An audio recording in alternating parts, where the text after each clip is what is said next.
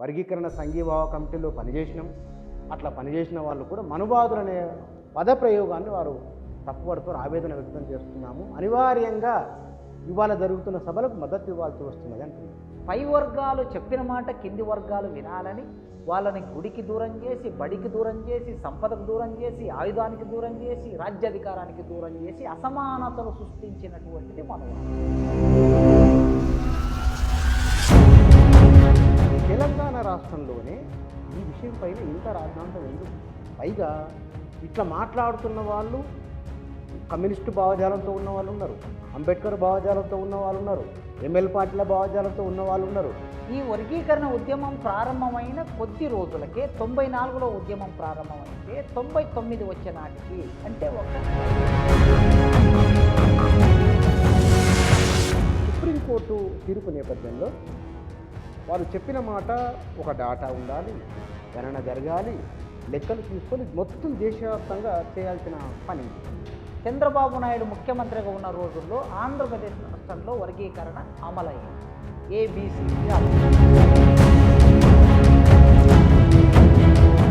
అంబేద్కర్ సిద్ధాంతం చెప్పేవాళ్ళు, కాంచీరామ్ సిద్ధాంతం చెప్పేవాళ్ళు, లేదా రాబోయే రోజుల్లో అధికారం తెచ్చుకుంటామనే వాళ్ళు. గద్దరన్న ఆనాడు తెలుగు సమాజం గొప్ప కళాకారుడు, కవిగా గుర్తించే గద్దరన్న వర్గీకరణ కోసం జరుగుతున్న ఉద్యమానికి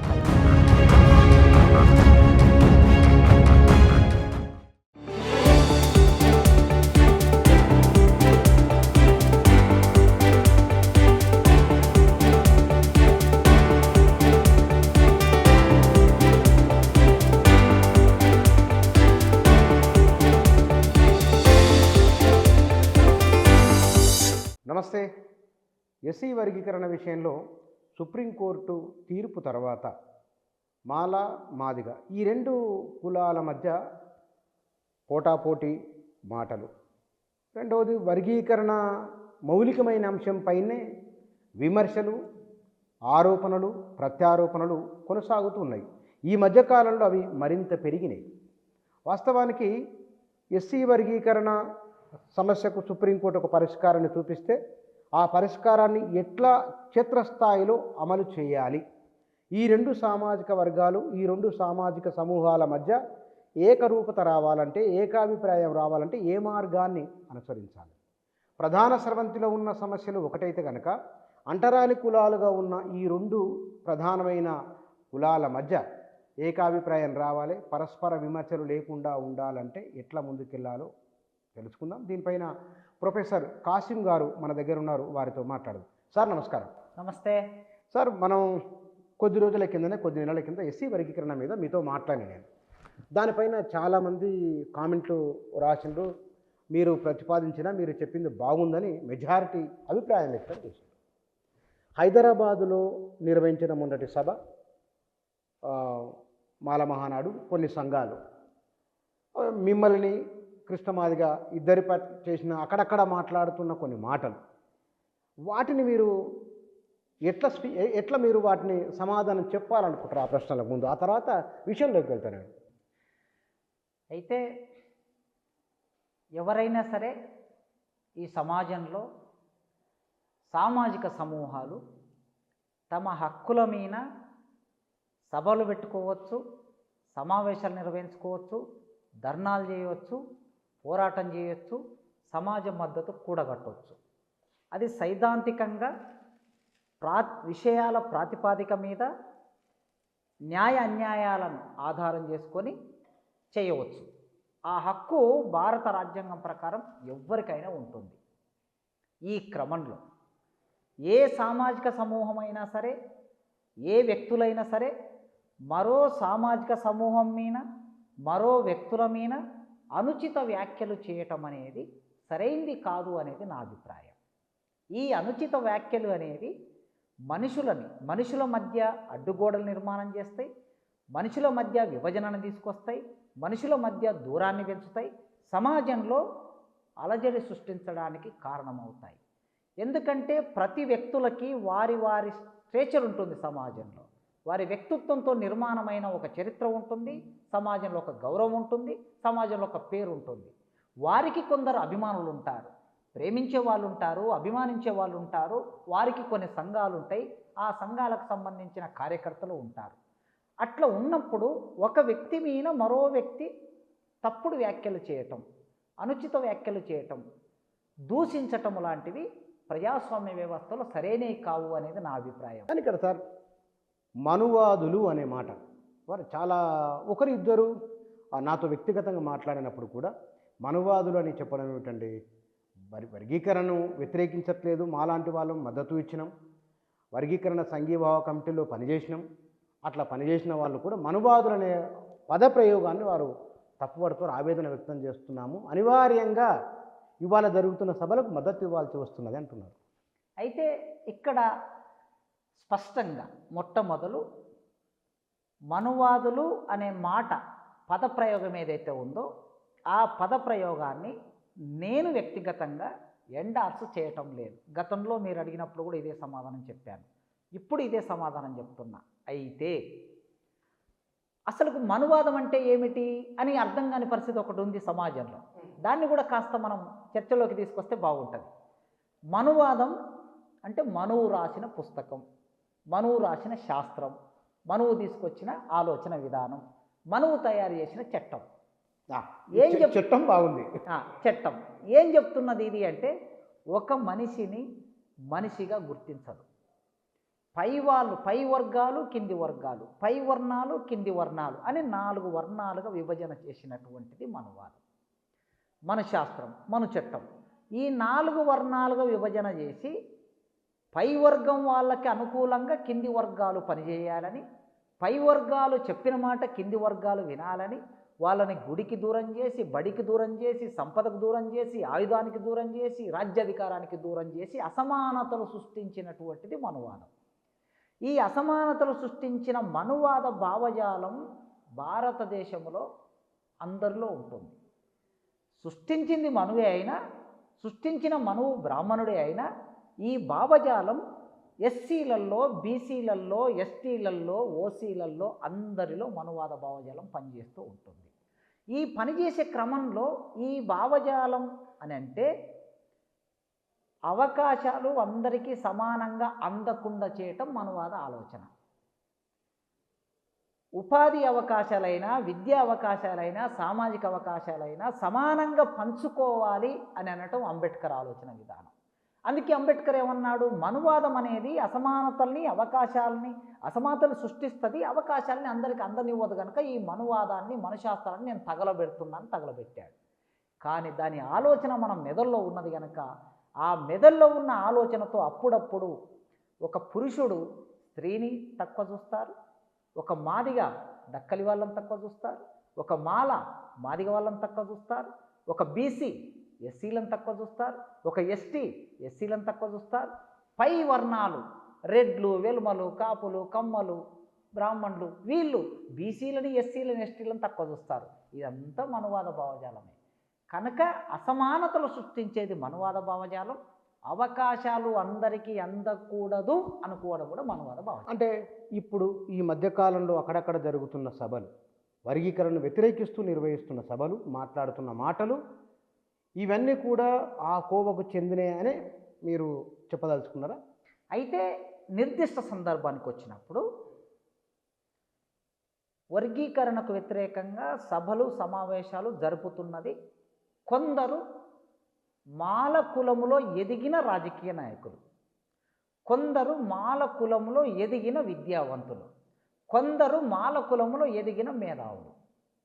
వీళ్ళు అంబేద్కర్ సామాజిక న్యాయానికి వ్యతిరేకంగా, అంబేద్కర్ సామాజిక న్యాయానికి భిన్నంగా ఆలోచిస్తున్న మాట వాస్తవం, పనిచేస్తున్న మాట వాస్తవం. ఇది సమాజంలో అందరూ చూస్తున్నటువంటిది. అంత మాత్రాన వాళ్ళ జీవితం అంతా వాళ్ళు మనువాదులు అనే మాట నేను చెప్పటం లేదు. వాళ్ళలో కూడా మనువాదానికి వ్యతిరేకంగా పోరాటం చేసిన వాళ్ళు ఉన్నారు.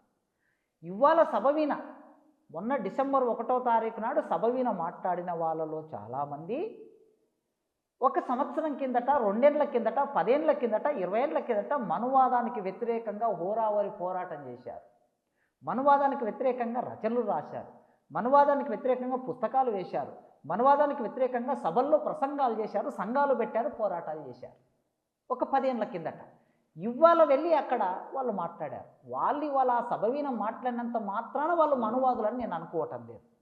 ఇవాళ వాళ్ళు ఆ సభ నిర్వహించినంత మాత్రాన వాళ్ళు మనువాదులని అనుకోవటం లేదు. అయితే ఎక్కడన్నా ఒక చోట వాళ్ళ ఆలోచన విధానములో దానికి సంబంధించిన ప్రభావం కనిపిస్తున్నది అనేది ఈ సందర్భంలో మనకు అర్థమవుతున్నది. చాలా అంటే మీరు సమాధానం చెప్పడం కూడా ఒక పోలిక సందర్భాన్ని చెప్తున్నారు. సుప్రీంకోర్టు తీర్పు నేపథ్యంలో వాళ్ళు చెప్పిన మాట ఒక డాటా ఉండాలి, గణన జరగాలి, లెక్కలు తీసుకొని మొత్తం దేశవ్యాప్తంగా చేయాల్సిన పని ఇది. తెలంగాణ రాష్ట్రంలోనే ఈ విషయం పైన ఇంత రాద్ధాంతం ఎందుకు? పైగా ఇట్లా మాట్లాడుతున్న వాళ్ళు కమ్యూనిస్టు భావజాలంతో ఉన్న వాళ్ళు ఉన్నారు, అంబేద్కర్ భావజాలంతో ఉన్న వాళ్ళు ఉన్నారు, ఎంఎల్ పార్టీల భావజాలంతో ఉన్న వాళ్ళు ఉన్నారు. అయితే వర్గీకరణ ఉద్యమం 1994లో ఉమ్మడి ఆంధ్రప్రదేశ్ రాష్ట్రంలో ప్రారంభమైంది. ఇది 30 ఏళ్ళు అయింది. ఈ ఉద్యమం ప్రారంభమై 30 ఏళ్ళు దాటింది. ఈ వర్గీకరణ ఉద్యమం ప్రారంభమైన కొద్ది రోజులకే 94లో ఉద్యమం ప్రారంభమైతే 99 వచ్చే నాటికి అంటే ఒక 5 సంవత్సరాల కాలంలో వర్గీకరణ చట్ట రూపం దాల్చింది.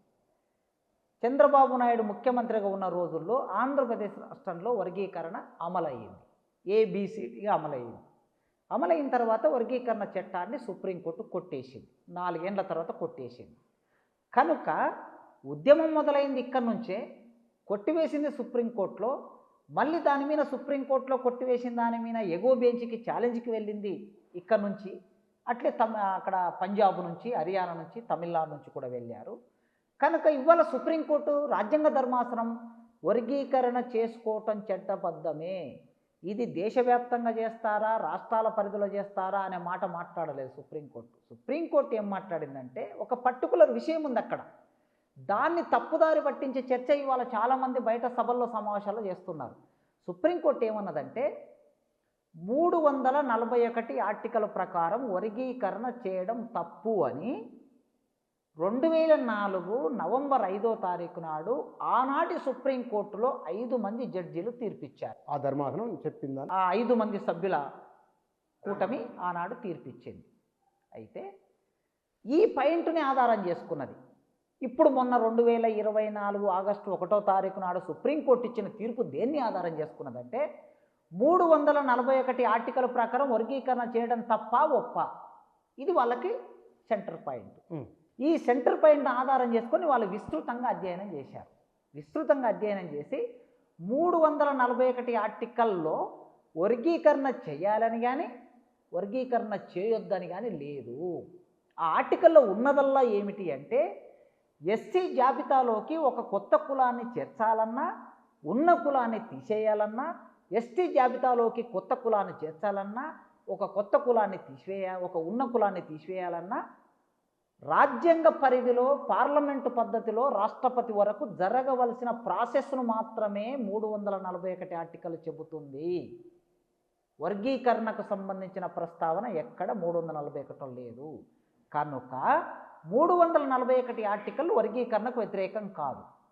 అందుకే రాష్ట్రాలు ఎవరైనా సరే, ఆనాడు ఆంధ్రప్రదేశ్ రాష్ట్రం వర్గీకరణ చేసింది కనుక రాష్ట్ర ప్రభుత్వాలు అక్కడ ఉండే జనాభా ప్రాతిపాదిక మీద, అక్కడ ఉండే ఆర్థిక రాజకీయ సామాజిక పరిస్థితుల ఆధారంగా ఎస్సీ రిజర్వేషన్ను 15% ఉన్న ఎస్సీ రిజర్వేషన్ను లేదా 16% ఉన్న ఒక్కొక్క రాష్ట్రంలో ఒక్కొక్కలాగా ఉంది రిజర్వేషన్, అట్లా వాళ్ళ శాతాన్ని అన్ని కులాలకి సమానంగా పంపిణీ చేసుకునే అధికారం రాష్ట్ర ప్రభుత్వాలకి ఉంది అనేది సుప్రీంకోర్టు తీర్పు. ఈ సుప్రీంకోర్టు తీర్పును దీన్ని భిన్నమైన పద్ధతిలో వ్యాఖ్యానం చేస్తూ ఎవరికి తగినట్లు వాళ్ళు వ్యాఖ్యానం చేస్తూ మాట్లాడుతున్నారు. వాళ్ళు ఏం చెప్పారు అదే మాట్లాడాలి. ఎందుకంటే చదువుకున్న వాళ్ళం, మేధావులో గుర్తింపబడిన వాళ్ళు, బుద్ధిజీవులుగా ఉన్నవాళ్ళు సమాజానికి సత్యమే చెప్పాలి కానీ మన ఇష్టాలతో ముడిపడిన విషయం చెప్పకూడదు ఎప్పుడు కూడా. కనుక అక్కడున్న ఆ విషయం ఆధారంగా వెంటనే తీర్పు రాగానే తెలంగాణ అసెంబ్లీ నడుస్తూ ఉన్నది. రేవంత్ రెడ్డి అసెంబ్లీలోకి వచ్చి 119 మంది ఎమ్మెల్యేల సాక్షిగా వర్గీకరణ న్యాయబద్ధమైనది, ఈ వర్గీకరణకు సంబంధించిన చట్టాన్ని వెంటనే నేను చేస్తాను, మొత్తం భారతదేశంలో చట్టం చేసిన మొదటి రాష్ట్రంగా తెలంగాణ రాష్ట్రం ఉంటుంది అని ప్రకటించాడు. దానితో పాటు మీరు అన్నట్లు 30 సంవత్సరాల నుంచి వర్గీకరణ అనేది న్యాయసమ్మతమైంది. ఒకే అవకాశము ఉన్న అవకాశాలని కొందరే పొందటం అనేది తప్పు. భారత రాజ్యాంగం ప్రకారమే తప్పు. భారత రాజ్యాంగం ఏం చెప్తున్నది? భారతదేశ పౌరులమైన మేము భారతదేశాన్ని సర్వసత్తాక సార్వభౌమ లౌకిక సామ్యవాద గణతంత్ర రాజ్యంగా గుర్తిస్తున్నాము, ఇట్లు భారత ప్రజలమని ప్రియంబుల్ ఉంటుంది. గుర్తిస్తున్నామని ఉండి రాజకీయాల్లో సమానత్వం, ఆర్థిక సమానత్వం, సామాజిక సమానత్వం, హక్కుల్లో సమానత్వం, అవకాశాల్లో సమానత్వం, ఉపాధిలో సమానత్వం అని కంటిన్యూగా ఉంటుంది. This is called preamble.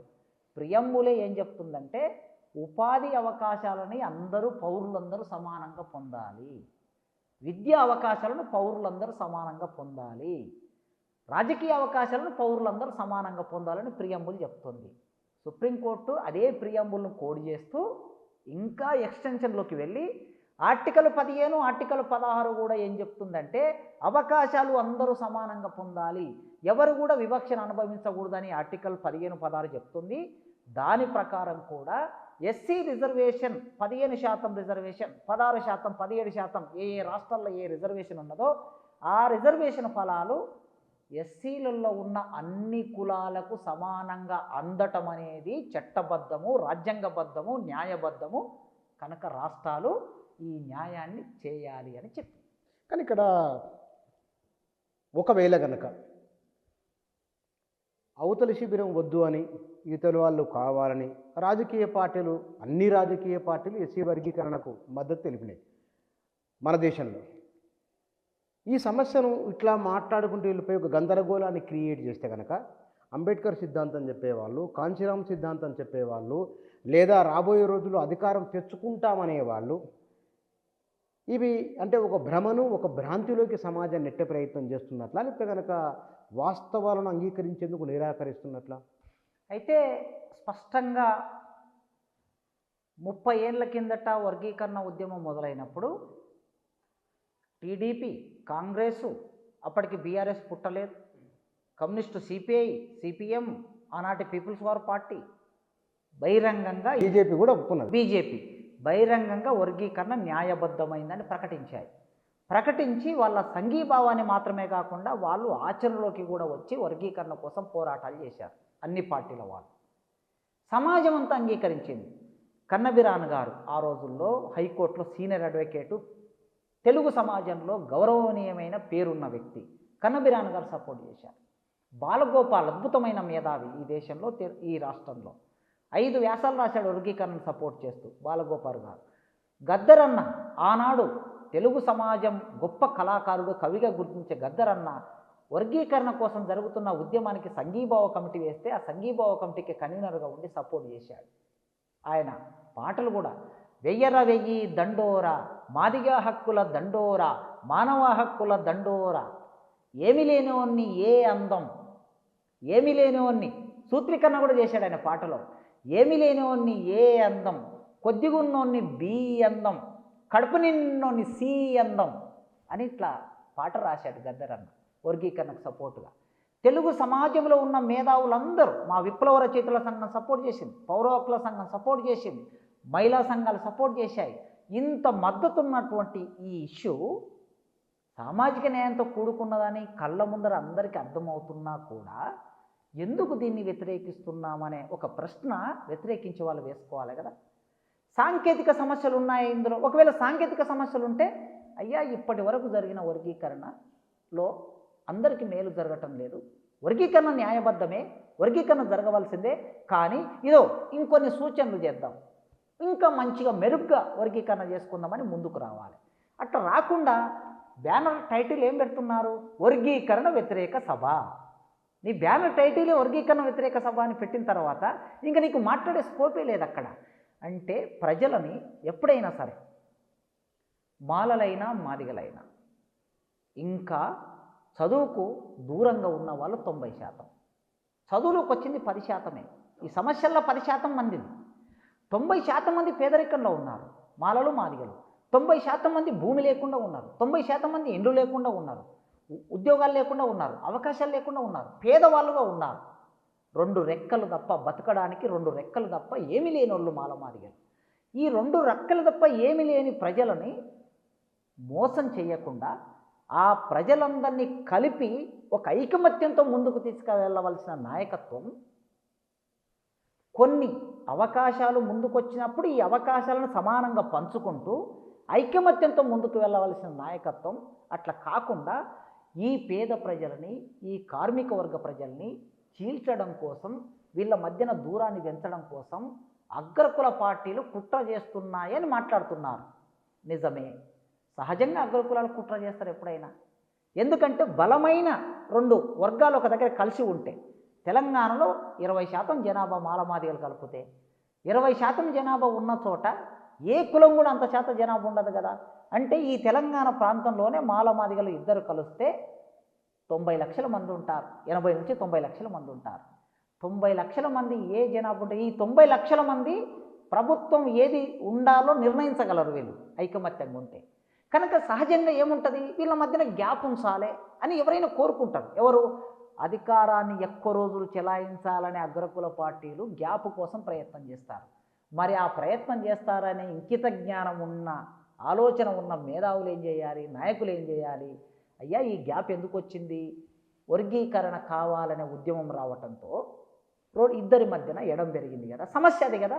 అంటే ఇద్దరు అన్నదమ్ములు, ఒక కుటుంబం తీసుకుందాం, 4 పిల్లలు ఉంటారు, తండ్రి ఉంటాడు. తండ్రి 4 పిల్లలకి ఉన్న 10 ఎకరాలు సమానంగా పంచాలి.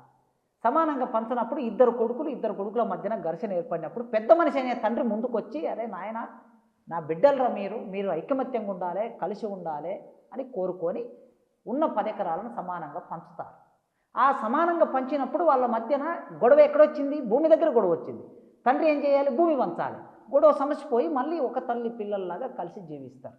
ఆ కలిసి జీవించడానికి వర్గీకరణ మాకు కూడా హక్కు కావాలని అడిగారు.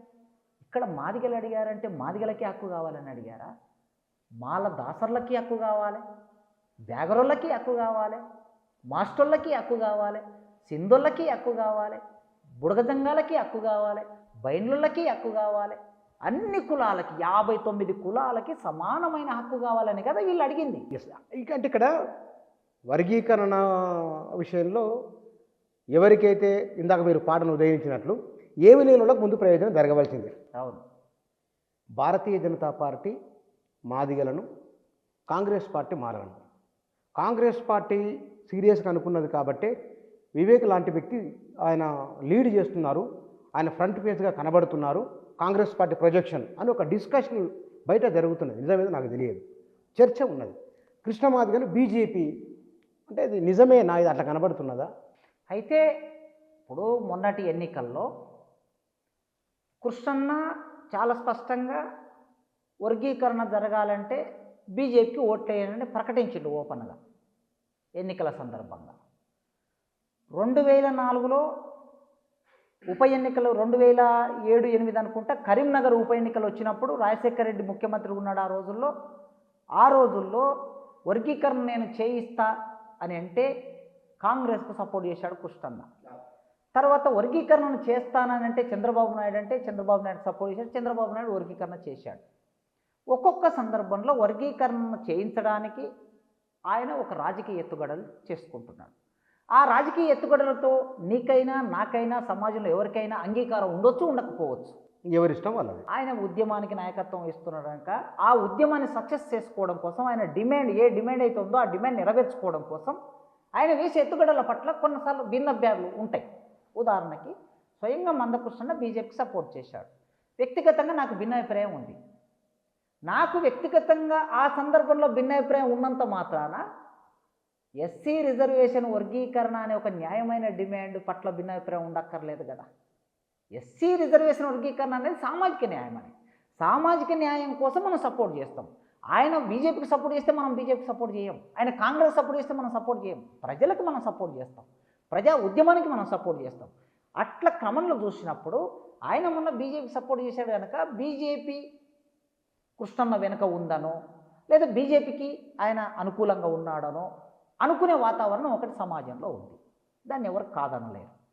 సేమ్ టైం మాల మహానాడుకు సంబంధించి లేదా మొన్న జరిగిన సభకు సంబంధించి ఆ పర్టికులర్ ఎమ్మెల్యే ఎవరైతే ఉన్నారో, ఆ సభ నిర్వహించిన ఎమ్మెల్యే, ఆ ఎమ్మెల్యేకు సంబంధించిన చరిత్ర మనం చూసినా ఆనాడు సుప్రీంకోర్టులో 2004లో కేసు వేయించింది వాళ్ళ నాన్నగారు. ఆ కేసు వేయించిన క్రమంలో పైసల్ని కూడగట్టింది వాళ్ళ నాన్నగారు. పైసల్ని కూడగట్టి ఆనాడు వర్గీకరణ చట్టాన్ని కొట్టేయించింది వాళ్ళ నాన్నగారు. ఆనాడు ఆ మొత్తం క్రమంలో ఆయన ఒక మూల కేంద్రంగా ఉన్నాడు, కేంద్ర బిందువుగా ఉన్నారు. ఆ తర్వాత నాన్నగారి వారసత్వాన్ని కొనసాగిస్తూ ఇవాళ ఈ ఎమ్మెల్యే గారు ముందుకొచ్చారు. ఆ ఎమ్మెల్యే గారు స్వయంగా కాంగ్రెస్ పార్టీ, వాళ్ళ నాన్నగారు సుదీర్ఘకాలం కాంగ్రెస్ పార్టీ, ఇప్పుడు ఆయన కాంగ్రెస్ పార్టీలో ఉన్నాడు. ఈ ఎమ్మెల్యే కాంగ్రెస్ పార్టీలో ఉండి ఆయన కొడుకు కాంగ్రెస్ పార్టీ ఎంపీ, ఆ ఎమ్మెల్యే కాంగ్రెస్ పార్టీ, ఆయన తమ్ముడు కాంగ్రెస్ పార్టీ, ఒకే ఇంట్లో ముగ్గురు కాంగ్రెస్ పార్టీలో ప్రజాప్రతినిధులుగా ఉన్నారు. ఆ ముగ్గురు వచ్చి వేదిక మీద నిలబడి ఇంకా మిగతా ఎమ్మెల్యేలు కూడా వేదిక మీద ఉండి ఆ సభను నిర్వహిస్తే ఇది కాంగ్రెస్ సభ అని అనుకోకుండా ఇది బీఆర్ఎస్ సభ అని ఎవరైనా అనుకుంటారండి?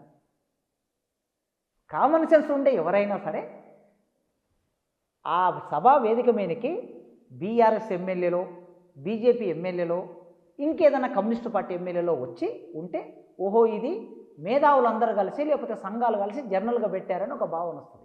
మొత్తం కాంగ్రెస్ పార్టీ ఎమ్మెల్యేలందరూ వేదిక మీద ఉండి సభ నిర్వహించిన తర్వాత, ముందుండి నిర్వహించిన తర్వాత, మొత్తం ప్రచారం చేసిన తర్వాత ఇక మరి దీని వెనుక కేంద్రంలో ఉండే కాంగ్రెస్ పార్టీ నాయకత్వం, ఢిల్లీలో హస్తినాపురిలో ఉండే కాంగ్రెస్ పార్టీ నాయకత్వం నుంచి మొదలు పెడితే ఇక్కడి కాంగ్రెస్ పార్టీ నాయకత్వం వరకు ఒక లింకు ఉంది కనుక ఈ లింకులో భాగంగా నడిచిందని ఎవరైనా అనుకుంటారు. అనుకుంటే అన్న వాళ్ళదైతే తప్పు కాదు కదా. కానీ ఇక్కడ మీరు ఒక సందర్భం వచ్చింది కాబట్టి ముఖ్యమంత్రి రేవంత్ రెడ్డి ఎస్సీ వర్గీకరణ విషయంలో అనుకూలంగాను, ఆయన సుప్రీంకోర్టు చెప్పిన వెంటనే అసెంబ్లీలో చెప్పడం, అది అంటే ఎంత కన్సర్న్ ఉంటుంది తప్ప చెప్పడం సాధ్యం కాదు.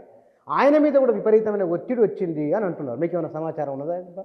అయితే బయట నేను వింటున్న మాట, మేము రేవంత్ రెడ్డి గారిని స్వయంగా కలిశాం. కొందరు మేధావులం వెళ్ళి ఎమ్మెల్యేలు కలిసి వెంటనే సుప్రీంకోర్టు తీర్పు వచ్చింది కదా, మీరు వెంటనే అమలు చేయండి. మేము ఎందుకు కలిసామంటే ఒక పర్టికులర్ సందర్భంలో కలిసాం. డిఎస్సి పరీక్ష నడుస్తున్నది. ఈ డిఎస్సి అయిపోగానే మీరు ఉద్యోగాలు ఇస్తారు నిరుద్యోగులకి. గ్రూప్ 1 ఎగ్జామ్ కూడా మీరు నిర్వహిస్తామంటున్నారు. గ్రూప్ 1 ఎప్పుడు పడితే అప్పుడు వచ్చేది కాదు, 5 ఏళ్ళకో 10 ఏళ్ళకో ఒకసారి గ్రూప్ 1 వస్తుంది.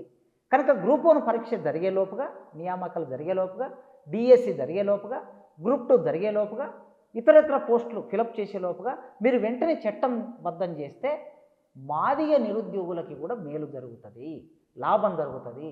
దయచేసి మీరు వెంటనే దీని పట్ల చర్యలు తీసుకోండి అని చెప్పి మేము వెళ్ళి కలిసినప్పుడు ఆయన చాలా స్పష్టంగా చెప్పాడు, వర్గీకరణ చేయడానికి నేను కమిట్ అయి ఉన్నా, నేను దీనికి నిబద్ధతతో పనిచేయాలనుకున్నా. మీరు వచ్చి అడుగుతున్నారు కనుక నేను మొహమాటం కోసం మీ దగ్గర చెప్పటం లేదు. నాకు మాదిగల బాధ ఏమిటో తెలుసు, వాళ్ళు ఎంత వెనకబడి ఉన్నారో, పేదరికంలో ఉన్నారో నాకు తెలుసు. నేను రాజకీయ ఎదుగుదలలో నేను జడ్పీటీసీ నుంచి మొదలు పెడితే ఇవాళ ముఖ్యమంత్రి కావడానికి నా రాజకీయ ఎదుగుదలలో అడుగడుగున మాదిగలు ఉన్నారు. నేను ఖచ్చితంగా చేసి పెడతాను. వర్గీకరణ చట్టం నేను తీసుకొస్తాను. మీరు ఇక్కడ వచ్చినటువంటి మీ యొక్క అభినందనల కోసం నేను చట్టం చేయాలనుకోవటం లేదు. నేను మాదిగ కమ్యూనిటీ కోసం చేస్తా. నా పదవి, నేను ముఖ్యమంత్రిని, మాదిగలకు నేను అది చేస్తే రేపు మాదిగలు నాకు ఓట్లు వేస్తారని కూడా నేను అనుకోవటం లేదు. వాళ్ళు ఓట్లు వేసినా ఓట్లు వేయకపోయినా ఒక న్యాయాన్ని రక్షించాలి కనుక నేను ఆ చట్టం చేస్తా అని ఆయన మాట ఇంత స్పష్టంగా నేను అక్కడ ఉన్నాను కనుక అని. ఇంకో మాట ఏమన్నాడంటే, ఒక్కొక్కసారి రాజకీయంలో ఉన్నప్పుడు చాలా అవరోధాలు ఉంటాయి. మాదొక పెద్ద పార్టీ, ఈ పెద్ద పార్టీని ముందుకు నడిపించే క్రమంలో పైనుంచి కింది వరకు ఒక చైన్ సిస్టమ్ ఉంటుంది.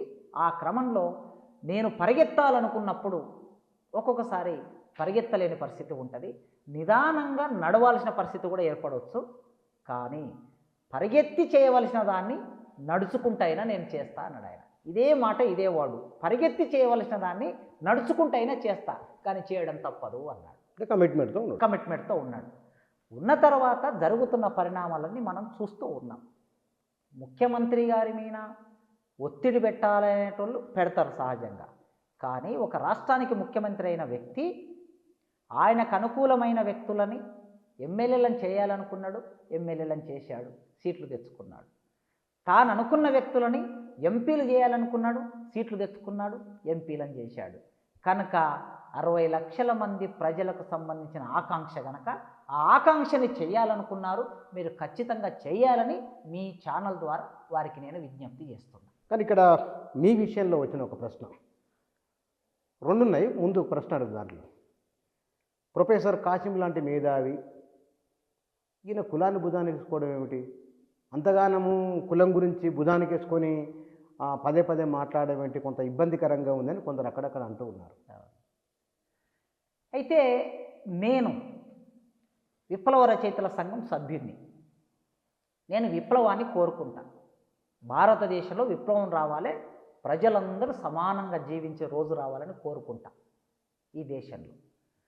సేమ్ టైం నేను పుట్టిన కులం మాదిగ. నేను పుట్టిన కులం భారతదేశంలో అత్యంత వెనుకబడిన కులం.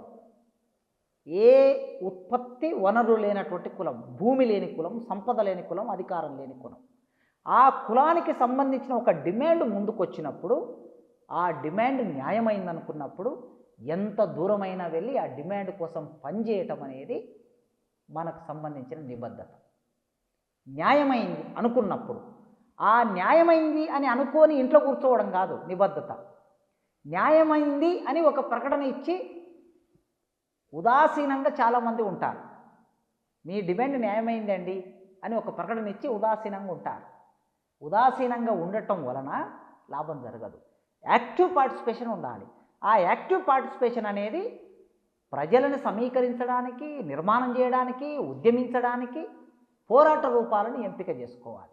ఆ ఎంపిక చేసుకునే క్రమంలో నేను ఎంఆర్పిఎస్లో భాగం కాదు, నేను ఎంఆర్పిఎస్ సంఘంలో సభ్యుని కాదు, నేను మాదిగ ఉద్యోగుల సంఘంలో సభ్యుని కాదు, మాదిగ విద్యార్థి సంఘంలో సభ్యుని కాదు. నేను ఒక మేధావిగా, ఆలోచనపరుడిగా, బుద్ధిజీవిగా తప్పనిసరిగా నా పాత్ర నెరవేర్చాలి. తప్పు చేస్తే, ఒక తప్పుడు విషయంలోనికి వెళితే ఖచ్చితంగా ఎవరైనా దాన్ని తప్పు కొట్టవచ్చు. న్యాయమైన దానికోసం నేను భుజాన వేసుకోవటం అంటే కారంచెడు సంఘటన జరిగింది. కారంచెడు సంఘటన మాదిగలను చంపారు. అక్కడ కారంచెడులో మాదిగలను చంపితే మాదిగలకి మద్దతుగా బ్రాహ్మణులు, వెలుమలు, రెడ్లు, కాపులు, కమ్మలు, మేధావులు, నాయకులు అందరూ మాదిగలకు మద్దతుగా ఒక 5 ఏళ్ళు పోరాటం చేశారు. అంటే అది 5 ఏళ్ళు పోరాటం చేసి చట్టం సాధించారు. వీళ్ళందరికన్నా ముఖ్యంగా విత్ గివ్ రెస్పెక్ట్ కత్తి పద్మారావు గారు, బొజ్జ తారకమ్మ గారు మాదిగల మీద దాడి జరిగితే ఆ దాడిని ఖండించి వారికి రక్షణ కల్పించడానికి వాళ్ళ జీవితం అంతా త్యాగం చేసి పోరాటం చేశారు. వాళ్ళు మాల కులంలోనే పుట్టారు, కానీ ఒక సందర్భం వచ్చినప్పుడు నిలబడ్డారు. వాళ్ళు జైలుకి వెళ్ళారు, కేసులు ఎదుర్కొన్నారు, దాడులను ఎదుర్కొన్నారు, ఉద్యోగాలు పోగొట్టుకున్నారు. అయినా మాదిగల కోసం నిలబడి పోరాటం చేసిన గొప్ప వ్యక్తులు వాళ్ళు. వాళ్ళ పట్ల రెస్పెక్ట్ ఉన్నది. అంటే ఆ ఉద్యమానికి వాళ్ళు సపోర్ట్ చేసి పోరాటం చేశారంటే కులం కోసం పనిచేసినట్లు కాదు, ఒక సామాజిక న్యాయాన్ని నెరవేర్చడం కోసం పనిచేసినట్లు. అందులో మావోయిస్టు పార్టీ ఆనాడు పీపుల్స్ వార్ పార్టీ సపోర్ట్ చేసింది. ఆనాడు జరిగిన సభలు వరవర్రావు గారు, గంట చక్రపాణి గారు, కత్తి పద్మారావు గారు, బొజ్జ తారకం గారు, గద్దరన్న వీళ్ళందరూ అక్కడ పాల్గొన్నారు ఆ సభలో. అట్లే ఇవాళ జరుగుతున్న వర్గీకరణ సభలో, వర్గీకరణ కోసం జరుగుతున్న సభల్లో నేను పాల్గొనటం అంటే నేను కులం కోసం పనిచేస్తున్నట్లు కాదు, సామాజిక న్యాయం కోసం పనిచేస్తున్నానని అర్థం. కానీ ఇక్కడ బహుశా మీ మీద అభిమానం ఉన్న వాళ్ళు ఉంటారు. మీరంటే సహజమే కదా, వృత్తిపరంగా వచ్చే జలసీ ఉండవచ్చు, ఏముండొచ్చు, కారణాలు ఏమన్నా కావచ్చు. లేదా మీరు వాళ్ళకు మద్దతు ఇవ్వకు, మీరు కావచ్చు, లేదా ఎంఆర్పిఎస్ ఉద్యమ సారథి కావచ్చు. మీ ప్రభావము కొన్ని సందర్భాలలో హోల్ కమ్యూనిటీ ఒక ప్రభావం చూపిస్తున్నది, ఎఫెక్ట్ అవుతున్నది అనే ఒక చర్చ కూడా ఉంది బయట. అయితే అందుకే నేను చాలా స్పష్టంగా మాదిగ కమ్యూనిటీ గురించి మాట్లాడుతున్నప్పుడు, దాని ఉత్పత్తి క్రమాన్ని మాట్లాడుతున్నప్పుడు, వారి జీవన విధానం గురించి మాట్లాడుతున్నప్పుడు, వారి వృత్తికి సంబంధించిన డప్పు చెప్పు గురించి మాట్లాడుతున్నప్పుడు వాళ్ళు ఈ దేశ ఉత్పత్తిలో భాగమైన చరిత్రను చెప్తున్నా. కుల ఉన్మాదాన్ని నేను రెచ్చగొట్టడం లేదు. ఇప్పటి వరకు నేను పల్లెత్తి ఒక్క మాల కులానికి చెందిన మేధావిని కానీ, నాయకుడిని కానీ, కార్యకర్తను కానీ ఒక్క తప్పుడు మాట ప్రయోగించి మాట్లాడలే. ఇప్పుడే మీ ముందే చెప్పాను, బొజ్జ తారకమ్మ గారు, కత్తి పద్మారావు గారు, గద్దరన్న, సత్యమూర్తి గారు విత్ గివ్ రెస్పెక్ట్తో మాట్లాడుతున్నా. అంత రెస్పెక్ట్తో మాట్లాడుతూ సేమ్ టైం ఏం చెప్తున్నానంటే, ఇది అధికార పార్టీ, అగ్రకుల బూర్జవ పార్టీలు మన మధ్యన గోడని మరింత పెంచడానికి ప్రయత్నం చేస్తున్నాయి. మిత్రులారా, మీరు అర్థం చేసుకోండి. సుప్రీంకోర్టులో వేసిన కేసును విత్డ్రా చేసుకోండి. ఇప్పుడైనా ముందుకు రండి, చర్చకు రండి. దీన్ని తొందరగా పరిష్కరించుకుంటే మనం ఇంకో మార్గంలో వెళ్ళవలసి ఉంది అని మాట్లాడుతున్నా. అంతే తప్ప మాదిగల్ని రెచ్చగొట్టి మాలల మీదకి తోసేటటువంటి పని నేను కానీ, నేను పనిచేసే సంఘాలు కానీ, లేదా నేను నేర్చుకున్న విలువ కానీ ఎన్నడూ చెయ్యం. అది ఆ పద్ధతిలో మేము వెళ్ళాం. కానీ మాల, మాదిగ ఈ ఇద్దరు కలిసి ప్రయాణించవలసిన వాళ్ళు కలిసి ప్రయాణించకుండా ఇట్లా కయ్యాలు పెట్టుకోవడం వలన, ఇందాకనే మీరు అన్నారు బలహీన పడిపోతారని, బాగా చదువుకున్న వాళ్ళు, బాగా మేధావులు, సమాజాన్ని మార్చాలనుకున్న వాళ్ళు మీలో మీరే మారకపోతే, మీలో మీరే ఐక్యత రాకపోతే ఏం చేస్తారు, ఏం చెప్తారు? నిజమే. ఎప్పుడైనా బుద్ధిజీవులు, ఆలోచన పరులు చాలా పరిమితంగా ఉంటారు. పైగా మాల మాదిగల నుంచి ఎదిగినటువంటి వ్యక్తులు ఎవరైనా సరే వాళ్ళు చాలా అపురూపమైన వాళ్ళు ఈ సమాజంలో. ఒక బ్రాహ్మణుడు ఎదిగిందంటే 200 ఏళ్ళ కిందట, 1000 ఏళ్ళ కిందట చదువు దొరికి, 200 ఏళ్ళ కిందట ఇంగ్లీషు దొరికి, విదేశాలకు వెళ్ళి చదువుకొని మేధావి అయిందంటే అదేం పెద్ద గొప్పతనం ఏం కాదు. కానీ 1000 సంవత్సరాలుగా చదువుకు దూరమై అంబేద్కర్ ఇచ్చిన రాజ్యాంగ ఫలితంగా, రిజర్వేషన్ల ఫలితంగా చదువులోకి వచ్చి ఒక 30-40 ఏళ్ళ నుంచి ఎదుగుతున్నటువంటి మేధావులు వీళ్ళు, ఆలోచన పరులు. చాలా పరిమిత సంఖ్యలో ఉంటారు వీళ్ళు. ఒక 5 మంది 10 మంది ఉంటే చాలా ఎక్కువ ఈ రెండు కమ్యూనిటీలో కలిపి. ఆ ఎదిగినటువంటి అపురూపమైన ఆ మేధో వర్గము ఈ సమాజంలో సరైన దారి తీసుకోకపోతే, సరైన లైన్ తీసుకోకపోతే సమాజానికి చాలా నష్టం జరుగుతుంది. ఎప్పుడైనా సరే మేధస్సు ఉన్న వాళ్ళ ఆలోచనలు సమాజం మీద ప్రభావం వేస్తాయి. మీరు ప్రారంభంలో చెప్పినట్లు ఆ ప్రభావము వాళ్ళను అన్యాయము వైపు వెళ్ళేటటువంటి ఆలోచన ఎప్పుడు కూడా ప్రోధి చేయకూడదు.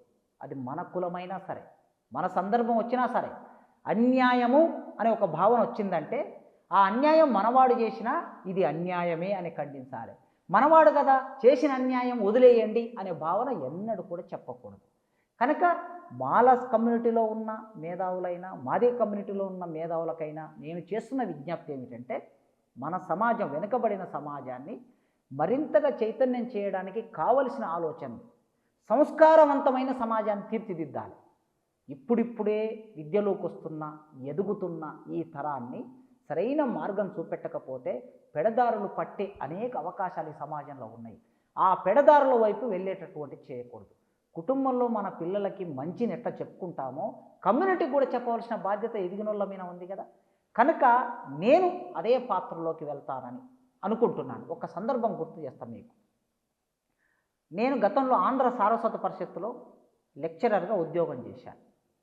ఆంధ్ర సారస్వత పరిషత్తులో లెక్చరర్గా ఉద్యోగం చేసినప్పుడు అక్కడ నుంచి నేను ఉస్మానియా యూనివర్సిటీకి సెలెక్ట్ అయ్యి యూనివర్సిటీకి వచ్చాను.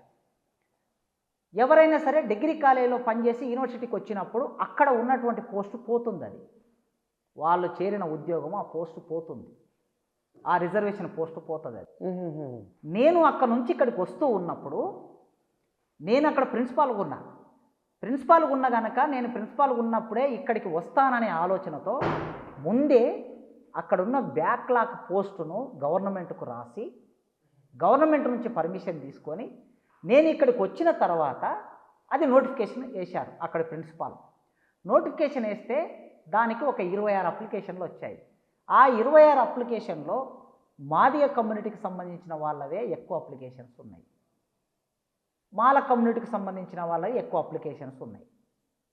ఉపకులాలకు సంబంధించి ఒకే ఒక అప్లికేషన్ ఉంది. సింధు కులానికి సంబంధించిన ఒక అప్లికేషన్ ఉంది. సింధు కులానికి సంబంధించిన అప్లికేషన్ ఉంది. అయితే అక్కడ నా దగ్గర చదువుకున్న నా విద్యార్థి, మెరిట్ ఉన్నటువంటి విద్యార్థి అక్కడ నేను ఇంటర్వ్యూలో వన్ ఆఫ్ ది మెంబర్ను మళ్ళీ అక్కడ వస్తే ఒకటే చెప్పాను, లేక ఒక సింధు కమ్యూనిటీ నుంచి ఇంత దూరం ప్రయాణం చేశారు, నీవు ఇవాళ ఇక్కడ కాకపోతే నీకు ఇంకొక దగ్గర అవకాశం లభిస్తుంది. ఒక మాదిగగా నీకు అనేక అవకాశాలు ఉన్నాయి, నీవు ఎలివేట్ అయ్యావు, ఈ కాలేజ్ కాకపోతే ఇంకో కాలేజీలో వస్తుంది. కానీ సింధుకు మళ్ళీ అవకాశం రాదు. ఒక్కసారి కోల్పోయారంటే మళ్ళీ వాళ్ళు ఆలోచన వైపే రాలేరని చెప్పి అక్కడ నేను ఇంటర్వ్యూ బోర్డులో ఉండి ఒక సింధు కమ్యూనిటీకి సంబంధించినటువంటి డాక్టర్ గజ్వెల్లి ఈశ్వర్ అనే పేరు కూడా నేను చెప్తున్నా, ఎందుకంటే ఆ తమ్ముడు ఏం అనుకోడనే ఉద్దేశంతో డాక్టర్ గజ్వెల్లి ఈశ్వర్, వరంగల్ జిల్లా, సింధు కమ్యూనిటీ. నేను ఏ పోస్ట్లో అయితే SCB పోస్ట్లో నేను సెలెక్ట్ అయ్యాను, ఆ పోస్టు నుంచి నేను బయటకు వచ్చాను. అదే పోస్టును నా కమ్యూనిటీ, నా కింది కమ్యూనిటీకి ఒకరికి వచ్చేటట్లు చేశాను. నేను గర్వంగా చెప్పుకుంటా ఈ విషయాన్ని. ఎందరో డిగ్రీ కాలేజ్ నుంచి తమ ఉద్యోగాలను వదిలేసి వచ్చిన వాళ్ళు ఉన్నారు యూనివర్సిటీలకి, ఎందరో వచ్చారు. ఎవ్వరూ మళ్ళీ తిరిగి ఆ పోస్టును ఫిలప్ చేయలే ఇప్పటివరకు. మొత్తం ఈ తెలంగాణ స్టేట్లో నేను గర్వంగా చెప్తున్నా, నేను వదిలేసి వచ్చిన పోస్టులో మరొకరిని ఫిలప్ చేశాను. ఫిలప్ చేయటం కూడా నా కులానికి సంబంధించిన వాడిని కాకుండా సామాజిక న్యాయంతో నా కింది కులానికి సంబంధించిన సింధు కమ్యూనిటీ వాడికి నేను అవకాశం ఇచ్చి వచ్చాను. అంటే ఏం కోరుకుంటున్నాము వర్గీకరణలో? న్యాయం, సామాజిక న్యాయం జరగాలని నేను నా సమాజానికి నేను చెప్తున్నా. నా ఆచరణలోనైనా, నా మాటలోనైనా, నా రాతలోనైనా సామాజిక న్యాయ భావాన్ని మీరు పెంపొందించుకోండి, అన్యాయమైన భావాన్ని పెంపొందించుకోవద్దు అని నేను నా ఉపన్యాసాల్లో సమాజానికి చెప్తున్నాను. మాది కమ్యూనిటీకి కూడా అదే చెప్తున్నా.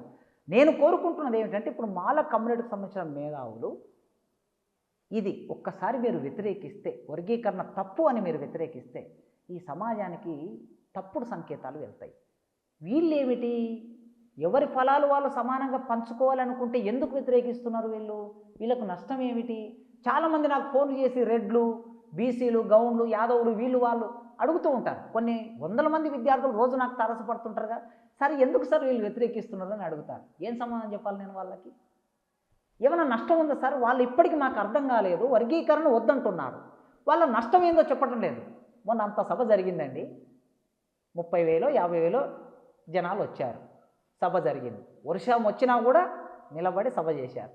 ఆ సభలో మందకృష్ణుని 10 సార్లు తిట్టడము, కాసిమ్ను ఒక 4 సార్లు తిట్టడము, లేకపోతే ఇంకేమైనా తిట్టడం తప్ప ఎవరన్నా ఏమైనా విషయం మాట్లాడారా? ఏదైనా కుల సభ పెట్టుకుంటే, ప్రతి కులం సభ పెట్టుకుంటే, అయ్యా మాకు భూములు లేవు, లేకపోతే మాకు ఉద్యోగాలు లేవు, మాకు విద్య లేదు, మాకు రాజకీయంలో సమాన వాట లేదు, ప్రభుత్వం ఏదైతే అధికారంలో ఉందో మీరు ఈ డిమాండ్లు నెరవేర్చండి, ఇట్లా మనం మాట్లాడతాం. కానీ వర్గీకరణ తప్పు, వర్గీకరణ తప్పు, వర్గీకరణ తప్పు, వర్గీకరణ తప్పు 10 సార్లు ఒక అబద్ధాన్ని 10 సార్లు చెబితే అది నిజమై కూర్చునే ప్రమాదం కూడా ఉంటుంది అప్పుడప్పుడు. నీకేం కావాలో నీవు అడగకుండా కేవలము తప్పు తప్పు అని కూర్చుంటే సమాజం ఏమనుకుంటుందంటే, అయ్యో వీళ్ళు ఇట్లనా, వీళ్ళు అన్యాయం చేస్తున్నారా, మాదిగలకు జరగనిస్తలేరా, మాదిగలకు అనుకూలంగా ఇవ్వరా, వీళ్ళు ఒక్కరే తింటారా అనే ఈ భావన సమాజంలోకి పోతే వాళ్ళ పట్ల తక్కువ భావన ఏర్పడితే కూడా నాకు బాధనే. ఎందుకంటే వాళ్ళు నా అన్నలే, వాళ్ళు ఏమి దూరం కాదు కదా, వాళ్ళు నా అన్నలే. కన్సర్న్ ఉంది మీకు. ఒకే దగ్గర ఒకే కంచంలో కలిసి ఒకే ఆలోచన విధానంతో పోరాటం చేసి ఒకే అంటరానితనాన్ని అనుభవించినటువంటి వాళ్ళమే కదా. కనుక రేపు వాళ్ళ పట్ల చిన్న చూపు ఏర్పడితే సమాజానికి అది నాకు కూడా నష్టమే కదా. మరి దీంట్లో ఒక ప్రతిపాదన వస్తున్నది, మాదిగలో ప్రభుత్వ ఉద్యోగం తీసుకున్నవారు, అది టీచరా, పోలీసా, కలెక్టరా, IAS, IPS, MLA, MP పదవులు ఉద్యోగాలు పొందినవారు వీరందరిని తీసుకెళ్ళి D గ్రూప్లో వేసి అసలే ఏమాత్రం అవకాశం రాని వాళ్ళు, డక్కలి ఉంటాడు, చిందు ఉంటాడు, దొమ్మరి ఉంటాడు, మా కాకిమాల గుర్రపుమాలని ఉండేవారు. వాళ్ళు డిగ్రీ PG చదివిన వాళ్ళు లేరట ఇందులో. అట్లాంటి వాళ్ళు ఇప్పుడు మాలదాసరి ఉంటారు, అవకాశాలు ఇంకా కొన్ని కులాలు, వీళ్ళందరినీ ఏలో ఇట్లా చేస్తే మీరు అంగీకారమైన ఒప్పుకుంటారా? ఖచ్చితంగా. మీతో నేను గతంలో ఇంటర్వ్యూ చేసినప్పుడే చెప్పాను, ఏమాత్రం అవకాశాలు పొందని వాళ్ళందరికీ మొదటి రోస్టర్లో మొదటి పాయింట్ ఇవ్వండి, నాకు అభ్యంతరం లేదు.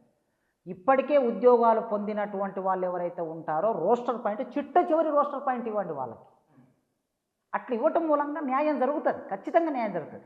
అందుకే ఇప్పుడు అటువైపు నుంచి ఏం చర్చ రావాలంటే, బుద్ధిజీవులైనటువంటి మేధావులైనటువంటి మాల పెద్దల నుంచి ఏం చర్చ రావాలని నేను కోరుకుంటున్నానంటే, వర్గీకరణ ABCD అయ్యింది. ఈ ABCD అయిన వర్గీకరణ 4 ఏళ్ళు అమలైంది. అమలైన 4 ఏళ్లలో కూడా కొన్ని సమస్యలు, టెక్నికల్ సమస్యలు ఉన్నాయి, అందరికీ అవకాశాలు రాలేదు. అందుకోసం ఇప్పుడు ఏం చేద్దామంటే, మాలల్లో ఉన్న ఉపకులాలు, మాదిగల్లో ఉన్న ఉపకులాలు, అంటే ఇప్పటి వరకు ఏ అవకాశం దక్కని వాళ్ళు, మాదిగల్లో ఉన్న ఉపకులాలు నాకు తెలిసి ఒక 3 లక్షల జనాభా ఉంటారు. అన్ని ఉపకులాలను కలిపి ఒక దగ్గరే పెడితే. మాలల్లో ఉన్న ఉపకులాలని మొత్తం కలిపితే వాళ్ళు 1,50,000 2 లక్షల జనాభా వాళ్ళు ఉంటారు. మాదిగా 3 లక్షలు, మాల 1,00,000 ఉపకులాలు. ఒక 1,50,000 ఉంటారు అనుకుందాం వాళ్ళ ఉపకులాలు. కలిపితే ఏమవుతారు? 4.5 లక్షలు అవుతారు.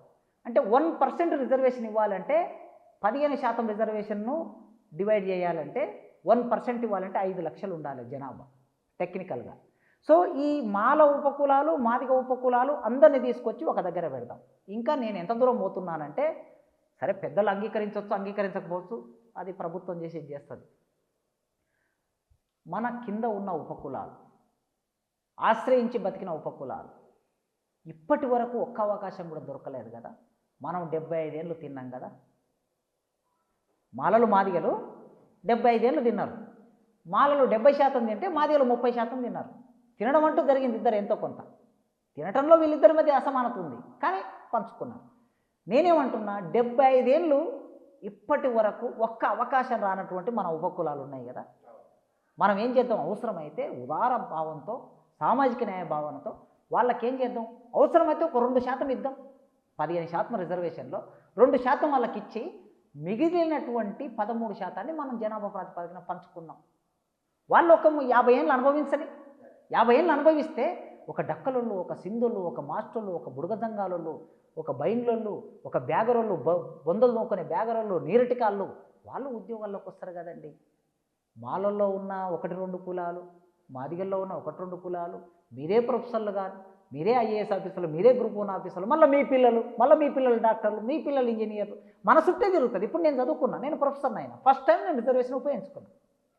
రేపు నా పిల్లలకు అనేక సౌకర్యాలు అందాయి. ఇక్కడ సకల సౌకర్యాలు ఉన్న నా పిల్లలకి, సకల సౌకర్యాలు ఉన్న నా పిల్లలకి కూడా రేపు రిజర్వేషన్ ఇస్తే మరి ఆ డక్కలోళ్ళు నా పిల్లలతో పోటీ పడతారా? పడలేరు కదా. అందుకోసమే ఇంకా మనం ముందుకెళ్ళి వాళ్ళకి ఏం మేలు చేద్దాం అనేది ఆలోచిద్దాం. ఈ ఆలోచన చేయాలంటే ఎప్పుడు జరుగుతుందంటే, ఏమో అంటారు కదా, కోడెలు కొట్లాడితే లేగలు కింద పడిపోతాయని. మనం కోడెలు కొట్లాడుతున్నాం, వాళ్ళు గొంతులేని లేగలు. నాకు వాళ్ళు ఫోన్లు చేస్తూ ఉంటారు, బుడగజంగం వాళ్ళు, బ్యాగరోళ్ళు, మాస్టర్లు ఫోన్లు చేసి, సార్ పోయినసారి మా జాబితాని ఇక్కడ పెట్టారు, దయచేసి ఈసారి మీరు ఏమన్నా దాన్ని సరిచేయండి సార్. ఒక జిల్లాలో మాల మాస్టీ అని ఉంటుంది, ఇంకో జిల్లాలో మాదిగ మాస్టీ ఉంటుంది, వాళ్ళే. ఒక చోట మాస్టీన్ అని ఉంటుంది, ఒక చోట మాస్టీ అని ఉంటుంది. ఈ మాస్టీ అని ఉంటే వేరువేరుగా మమ్మల్ని చూస్తున్నారు. అప్పుడు ఏమవుతుందంటే మా జనాభా వేరువేరుగా అయిపోతుంది. కనుక మాస్టీన్ అనే పేరు మీదనే మొత్తం రాష్ట్రంలో ఉన్న మమ్మల్ని అందరినీ ఒక గొడుగు కిందకి తీసుకురండి సార్, అప్పుడు మాకు ఇంత గొంతు వస్తుంది.